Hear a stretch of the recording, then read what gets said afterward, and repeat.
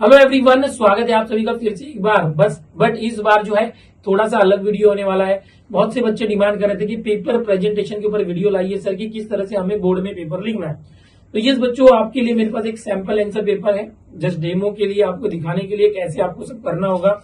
मेरे पास जो है बारकोड स्टिकर भी है, डेमो है, और एक यहाँ पर होलोग्राफ स्टिकर है। ओके, इसका हम यूज करने वाले हैं कैसे। मेरे पास बोर्ड का सैंपल पेपर है, किस तरह से बोर्ड में पेपर आता है, क्वेश्चन पेपर। तो इन सभी का इस्तेमाल करके कुछ स्टेशनरीज है मेरे पास पेंसिल है, पेन है, ओके, बड़ी पट्टी जो मैंने बताया, स्केल है, और पाउच में इरेजर, शार्पनर, सारी चीजें भरी हुई है। हर एक चीज कम से कम 2 लेके रखिए। अब सबसे पहले बात करते हैं कि जैसे ही आप सेंटर में एंटर करते हैं, 10:30 बजे एंट्री होगी, 11 का पेपर है, तो भी 10:30 के बाद 10:40 से बहुत सारे सेंटर वाले आपको ये वाला जो पेपर, आंसर पेपर जो लिखने वाला है वो दे देंगे। कुछ सेंटर पे लापरवाही करते हैं, 10:45, 10:50 तक भी देते हैं, तो कोई टेंशन लेने की जरूरत नहीं है। बट 11 के पहले आपको इसे पूरा प्रेजेंट करके रेडी रखना है, इसमें जो जो करना है। अब क्या करना है वो मैं आपको बताता हूँ। सबसे पहले तो आपको यहाँ पर ये जो बारकोड स्टिकर है वो यहाँ पर लगाना होता है। थोड़ा सा क्लोज आइए। ये इस तरह से लगाना होता है। कैसे लगाना ये मैं बताऊंगा। आपने 10वीं में भी एक्सपीरियंस लिया होगा, बट जो 10वीं के बच्चे उनको नहीं पता होगा, तो ये जरूर मैं होलोग्राफ पर बारकोड कैसे लगाना बताऊंगा। तो सबसे पहले मैं बताने जा रहा हूँ कि ये कैसे भरेंगे। तो आओ मेरे साथ देखेंगे आप लोग। यहाँ पर आप अपने जो एडमिट कार्ड पे देख लेंगे कि एडमिट कार्ड पे किस तरह से आपका सीट नंबर दिया है और सेंटर नंबर दिया है। आपका जो भी सेंटर नंबर है एडमिट कार्ड पे वो देख के यहाँ लिख देंगे। अब सेंटर लिखने के बाद, सेंटर नंबर के बाद आप अपने एडमिट कार्ड पे सीट नंबर देखेंगे, क्या सीट नंबर लिखा है। अगर समझो आपके एडमिट कार्ड पे जो भी सीट नंबर लिखा है इस तरह से, वो देख के आप लिख देंगे यहाँ पर। उसके बाद यहाँ वर्ड्स में लिखा होता है, वर्ड्स मतलब अक्षरों में लिखना होता है। तो आपको क्या लिखना है, यहाँ पर लिखना है एम। जैसे यहाँ पर देखेंगे 2 लाख, तो आप लिखेंगे, कैपिटल में लिख डालिए 2,60,000। ये सब एडमिट कार्ड पे आपको दिया होगा। 65,400। ओके, थोड़ी बड़ी जगह रहेगी आपको, बट जगह कम पड़ी तो भी इस तरह से लिख देना। तो इस तरह से आपको जो भी जगह है उसके अंदर ही आपको एडजस्ट करना है। फिर यहाँ पर कैंडिडेट सिग्नेचर दिया हुआ है, इसके अंदर आप खुद की जो साइन है वो जरूर कर लेंगे इस तरह से। यहाँ पर सुपरवाइजर सिग्नेचर है या इन्विजिलेटर सिग्नेचर लिखा होगा, यहाँ बिल्कुल आप साइन नहीं करेंगे। यहाँ जो टीचर आपके सुपरवाइजर या इन्विजिलेटर है वो साइन करेंगे। यहाँ पर लिखा होता है क्वेश्चन पेपर सेट कोड वगैरह अगर कुछ दिया आप डैश करेंगे, आपको कोई सेट कोड नहीं मिलने वाला। सब्जेक्ट अगर आपका पहला पेपर है इंग्लिश है तो आप बिल्कुल इंग्लिश लिख दीजिए। पेपर डैश है, ओके, 12th वाले बच्चों के लिए पेपर डैश करना होगा। अगर जैसे 10th के बच्चे होते हैं, यहाँ ऊपर मैथमेटिक्स लिखा, अलजेब्रा का पेपर है तो पेपर 1 लिखते हैं, ज्योमेट्री पेपर 2 लिखते हैं। बट यहाँ पर 12th वाले बच्चों के लिए इंग्लिश एक ही पेपर होता है, मैथ्स भी एक ही पेपर होता है। दिनांक जो भी आपकी होगी वो इस तरह से आप लिख सकते हैं, इस तरह से आप लिख सकते हैं। और लैंग्वेज ऑफ आंसर, अगर आपका मीडियम इंग्लिश है, कॉलेज में जनरली जूनियर कॉलेज में इंग्लिश ही होता है। ओके, स्कूल के बच्चों के लिए जो मीडियम है, हिंदी मीडियम है तो हिंदी लिखो, मराठी मीडियम को मराठी लिखो। कॉलेज में आपका क्या मीडियम है, कुछ बच्चे मराठी मीडियम से आर्ट्स वगैरह के होते हैं वो लिख सकते हैं, बट मैक्सिमम सबका इंग्लिश ही होता है मीडियम। यहाँ पर जो नंबर ऑफ सप्लीमेंट है ये आपको बाद में लिखना होता है। आपने कितना सप्लीमेंट लिया वो यहाँ लिखते हैं। अगर आपने कोई सप्लीमेंट नहीं लिया तो यहाँ पर 0 लिखेंगे, 1 + 0 = 1। अब मान लो कि मैंने एक सप्लीमेंट लिया है तो मैं यहाँ पर 1 प्लस पहले से दिया, मैं 1 लिखूंगा, 1 + 1 2। ये बाद में लिखना होता है, पेपर होने के बाद ये करना होता है। पहले तो आपको पता ही नहीं ना आपने कितना सप्लीमेंट लिया।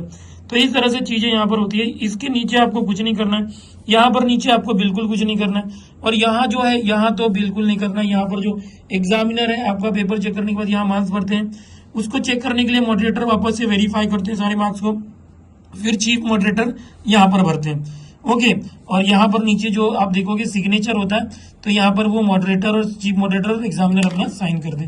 तो ये आपको फर्स्ट पेज मैंने बताया कैसे करना है। अभी 11 बजे के पहले ये भर लेंगे, खाली जो ये वाली चीज है आप तुरंत नहीं भरेंगे, लास्ट में भरेंगे। ओके, ये जो बारकोड आपको दिया होगा, ऐसे ही बारकोड पे अगर आपका 10वीं है तो एसएससी लिखा होगा, 12वीं है तो एचएससी लिखा होगा, आपका सीट नंबर वगैरह सब लिखा होगा। आपको इस तरह से इसको स्टिकर को निकाल देना है। अब देखो ये जो मार्जिन होती है ना, ये इसको मैच करना है।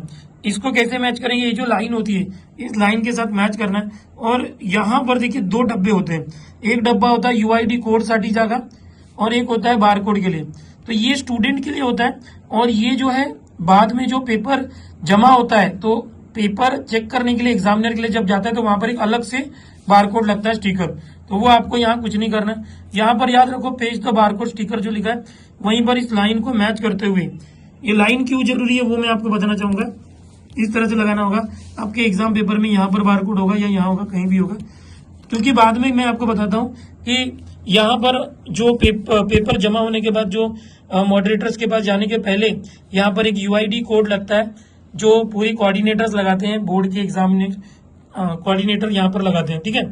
उसके बाद क्या होता है, जब पूरा पेपर चेक हो जाता है, यहाँ पर मार्क्स भर दिया जाता है, उसके बाद यहाँ से इस तरह से फोल्ड कर दिया जाता है बच्चों, इस तरह से, और ये वाला सेक्शन जो है फाड़ लिया जाता है। आपको बताना चाहूंगा कि ये जो लास्ट सेक्शन है ये इस तरीके से ये इस तरह से फाड़ के अलग कर दिया जाता है। ओके, तो जो यहाँ पर बारकोड होगा, यहाँ पर बच्चे का सीट नंबर कुछ भी नहीं लिखा है, तो यहाँ पर बच्चे का सीट नंबर पूरा लिखा होगा।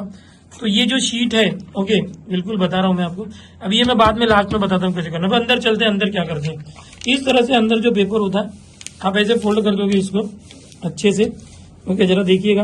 अभी देखो बोर्ड का जो पेपर होता है इस तरह से होता है, बहुत ही बड़ा बड़ा लिखा होता है, ओके। कुछ कोड इधर लिखा होगा ऊपर, यहाँ पर तारीख लिखी होती है, जैसे ये 13/3 मतलब रोमन में मार्च है, 13 मार्च 2023 11 वाजता, मतलब 11 बजे का ये पेपर है, और ये पेपर का कोड है। फिलहाल ये 10वीं का पेपर है, ऐसे ही 12वीं के लिए भी पेपर आता है और 10वीं के लिए।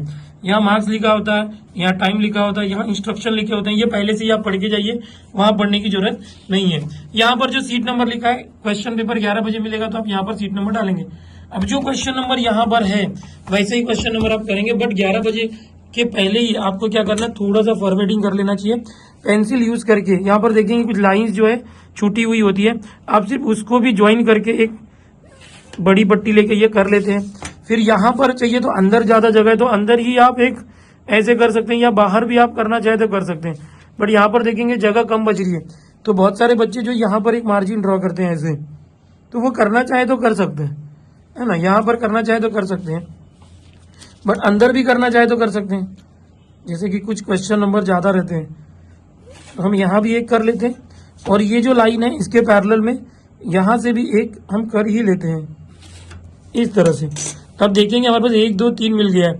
यहाँ पर जैसे कि ये जो मेन डब्बा होता है, अब जैसे कि हमारा समझिए कि ये इंग्लिश का पेपर है, समझिए बोर्ड का 12वीं का पेपर है, ओके। अब यहाँ पर देखिए सेक्शन 1 है और ये क्वेश्चन नंबर 1A है, ठीक है, और उसके अंदर A1 है, उसका ABCD दिया है। तो देखिए कैसे करना होगा। यहाँ पर जो ऊपर ये बॉक्सेस है इसमें आपको कुछ नहीं लिखना चाहिए, याद रखो इस पेज पर आपने जो भी सम सॉल्व किया उसमें जो मार्क्स मिलते हैं वो यहाँ पर लिखा जाता है। जो आपके पेपर चेकर होंगे एग्जामिनर, वो आपको क्वेश्चन नंबर 1 में कितने मार्क्स मिले हैं, क्वेश्चन नंबर 2 में कितने मिले, वो सब लिखते हैं। अब देखो यहाँ पर बॉक्स है, अब यहाँ पर अगर आपका इंग्लिश का पेपर है तो आपको यहाँ पर इसके अंदर सेक्शन दिख जाएगा। तो जैसे कि ये सेक्शन 1 प्रोज है तो आप यहाँ पर ऊपर जो है सेक्शन लिख सकते हो। यहाँ पर मैं लिखना चाहूंगा सेक्शन 1 प्रोज, इस तरह से आप लिख सकते हो, ओके। अब ये आपने लिख दिया है। अब यहाँ पर जो बॉक्स होता है ये मेन क्वेश्चन नंबर लिखना चाहिए। अगर हम पेपर की फिर से बात करेंगे तो यहाँ पर देखेंगे क्वेश्चन नंबर 1A दिया हुआ है, ये हमारा मेन क्वेश्चन नंबर है, क्वेश्चन नंबर 1A, ठीक है। तो हम यहाँ पर जो है क्वेश्चन नंबर 1 डाल सकते हैं और उसके साथ में A भी डाल सकते हैं। क्वेश्चन नंबर 1A यहाँ पर हमने डाल दिया मेन क्वेश्चन नंबर। अब इसका जो है हमें क्वेश्चन यहाँ पर देखेंगे करना है A1, ठीक है, A1 करना है। तो अब यहाँ पर मैं यहाँ पर लिख सकता हूँ A1, इस तरह से A1। फिर इस A1 का लिखा गया है कि ट्रू है या फॉल्स, ऐसे करने बोला गया है पेपर में।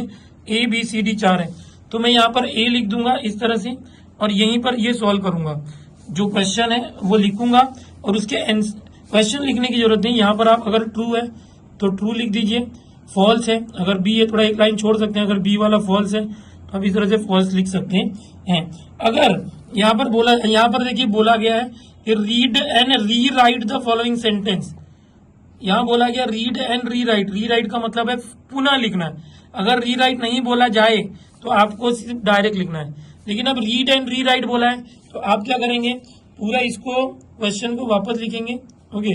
यहाँ पर मैं आपको बता रहा हूँ दोनों केसेस में, ओके। मैं फिर से यहाँ अगर कुछ गलत हो जाता है आप हल्का सा कट कर सकते हो, बिल्कुल कट कर सकते हो, कोई टेंशन, ऐसा गोज मत देना, ओके। समझिए मैं फिर से करना चाहूंगा, यहाँ पर A1 का A है, अब मैं री राइट करूंगा इस तरह से, ओके, अ लेडी, जो भी मैं देख के लिखूंगा, मिशनरी हैज प्रेजेंटेड सोपी, देखते जाइए, 1 मिनट बस लिख के बता रहा हूं, ये रीराइट बोला था इसलिए हमें लिखना पड़ रहा है, अ ब्लैक बो, राइटिंग अच्छी निकालने की कोशिश कीजिएगा, ऑन थैंक्स गिविंग डे। तो इस तरह से ये दिया। अब ये क्वेश्चन हमें बोला गया था रीराइट कीजिए, तो हमने क्वेश्चन को रीराइट किया। अब इसका उसके बाद स्टेट करना है वेदर दे आर ट्रू और फॉल्स। तो हम यहाँ पर नीचे लिख सकते हैं, उससे जुड़ा हुआ ही तुरंत यहाँ पर आंसर डाल सकते हैं। आंसर ये ट्रू है तो मैंने ट्रू लिख दिया। अब आप एक लाइन छोड़ के बी लिख सकते हैं यहाँ पर, और फिर बी वाला जो स्टेटमेंट है, the head waiters I did not fall upon his tatter trousers and decadent shoes. तो अब हम क्या करेंगे, वो यहाँ पर लिखेंगे और आंसर करके लिखेंगे। कहीं कहीं पे हमें ना पॉइंट बनाने पड़ते हैं, 4 पॉइंट, तो ये पॉइंट बनाने के लिए आप यूज ले सकते हो।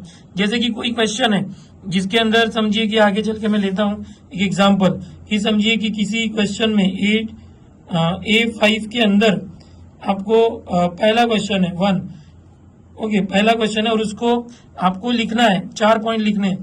तो यहाँ पर आप पहला इस तरह से पॉइंट डाल के भी अपने जो आंसर को पॉइंट्स बना के भी लिख सकते हो। ये पूरा डिपेंड है आपके ऊपर। दूसरा कि जब आपका कोई एक क्वेश्चन हो जाता है बच्चों, समझिए कि यहाँ पर ABCD है, ABCD, आप यहाँ पर लिख लेते हो ABCD, समझिए यहाँ पर पूरा हो गया। तो आप क्या करना चाहिए, जब आपका कोई एक क्वेश्चन पूरा होता है ना, तो जहां पर भी पूरा हुआ है आपको इस तरीके से ऐसे मार्जिन ड्रॉ कर लेना चाहिए। ये क्या होता है कि इससे पता चलता है कि ये वाला जो क्वेश्चन था, कौन सा क्वेश्चन, A1 वाला, जिसमें ABCD 4 क्वेश्चन थे, ये पूरे हो गए, और ये डबल मार्जिन जो आपने डाला है उससे वो डिनोट होगा। ये बाद में करना चाहिए, पूरा पेपर जब खत्म हो जाएगा आप जगह छोड़ के रखो, खुला खुला करो, पेज ज्यादा लगेगा चलेगा, ओके। तो इस तरह से सब करना होता है। फिर A1 हो गया, A2 हो गया, A3 हो गया, ऐसे करेंगे। आप 11 बजे के पहले ही जो मार्जिन है उसको ड्रॉ कर लीजिएगा सब जगह पे। यहाँ पर भी जैसे मैंने बताया, जो मार्जिन है आप पहले ही ड्रॉ कर लेंगे इस तरह से। आपको अगर 2 में ही हो जा रहा है, यहाँ पर 2 कॉलम तो ऐसे ही रखिए, एक यहाँ डालिए। आपको लगता है कि फिजिक्स, केमिस्ट्री, बायो वगैरह में पॉइंट्स ज्यादा लिखने होते हैं, तो वहां पर आप एक्स्ट्रा यहाँ से और कॉलम ड्रॉ कर सकते हैं, ओके, इस तरह से। और हमेशा कोशिश कीजिए कि ये जो बॉक्स है हर पेज पे जो भी, जैसे अभी 1A का आपका A1 हुआ, A2 A3 चल रहा है, यहाँ भी A4 A5 चल रहा है। तो यहाँ पर क्वेश्चन नंबर तो पहले से लिखा, आपको 1 और A लिखना चाहिए कि 1A वाला ही चल रहा है, इस तरह से लिखना चाहिए। अब नया क्वेश्चन नए पेज से आपको करना चाहिए, नया क्वेश्चन जो होगा वो नए पेज से करना चाहिए। अब जैसे मैंने बताया, देखो ये मार्जिन ड्रॉ करना मैंने एक पेज का बताया था, ऐसे सारे पेज पे आप 11 बजे के पहले ही कर लोगे। लास्ट पेज जो इसको रफ पेज जैसा यूज करोगे, आप पहले ही यहाँ लिख दोगे रफ वर्क। अब आपको जो भी कच्चा काम करना है, रफ काम करना है, आप यहाँ से पेपर लिख रहे हो, समझो यहाँ पर आप कुछ लिख रहे हो, आपको लगा मैथ्स वगैरह है, फिजिक्स है, रफ करना है, आप तुरंत लास्ट पेज ओपन कीजिए और यहाँ पर जो भी रफ करना है, अगर आप पेन से लिख रहे हो तो पेन से रफ कीजिए, है ना, AX + BY + C जो भी करना हो। लास्ट में क्या करना होता है, पेपर खत्म होने के बाद आप इस तरह से काट देते हैं और यहाँ पर रफ वर्क आपने डाला है तो समझ में आता है कि ये रफ वर्क है। अब देखो जो पेपर चेक करने वाले होते हैं वो यहाँ पर मार्क्स डालते हैं कि क्वेश्चन नंबर 1A में आपको कितना मार्क्स मिला, वो यहाँ पर लिखा जाता है। 1A समझिए आपको 12 मार्क का है, तो 12 में से 10 मार्क मिला तो यहाँ पर 10 लिखा जाएगा।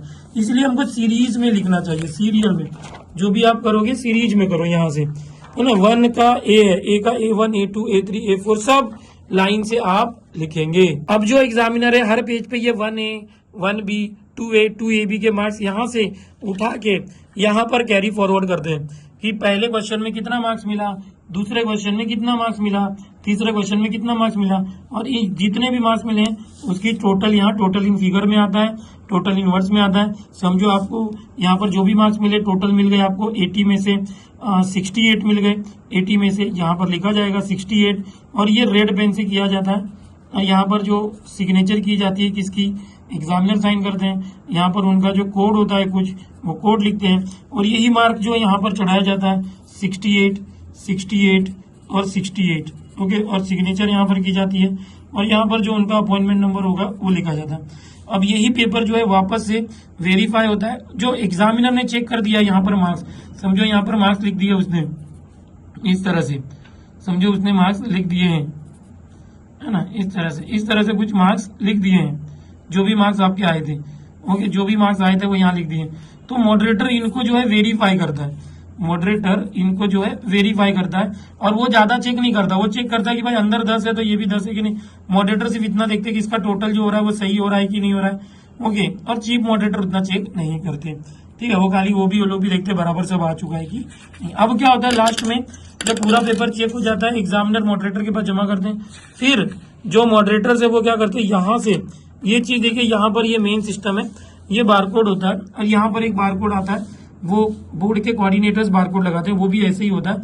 तो ये अलग सीरियल नंबर यहाँ पर आता है, और बच्चे का जो सीट नंबर सब इस तरफ होता है, और यहाँ पर जो ये कोड होता है, ठीक है। अब होगा क्या, देखो यहाँ पर है ना, ये सीट नंबर वगैरह होता है, वो अभी हाँ ये तो रह गया। यहाँ पर ये होलोग्राफ स्टिकर होता है, बच्चे को क्या करना होता है, इसको स्टिकर को इस तरह से निकालना होता है, और यहाँ पर इस तरह से चिपकाना होता है। 2 एरो दिए होंगे और यहाँ पर एरो दिया होगा, उस एरो को एरो से मैच करना है आपको। ये जो डब्बा है ना, ये पैक होना चाहिए, बारकोड का ये लाइन दिखना नहीं चाहिए,